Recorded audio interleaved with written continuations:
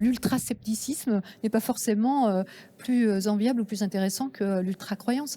Parce qu'en réalité, les deux sont déconnectés du réel, les deux sont déconnectés de notre vie quotidienne.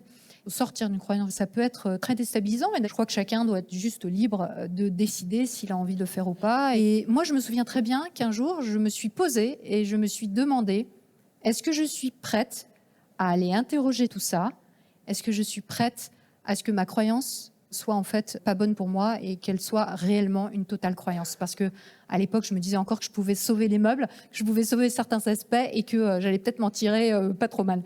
Mais je m'étais dit quand même, si jamais c'est pas le cas, est-ce que tu es prête à le faire? Parce que là, tu vas clairement mettre le petit doigt dans un engrenage. Et je pense que en quoi la métacognition peut être un outil utile, c'est lorsqu'on l'utilise avec méthode, sans pitié, en se disant qu'il y a de fortes chances qu'on se trompe, puisqu'on est humain. Là, oui, on peut commencer à avoir un début d'esprit critique sur soi-même. Mais bon, après, c'est pas gagné. Hein. C'est pas... On se leurre soi-même un peu tout le temps, quoi.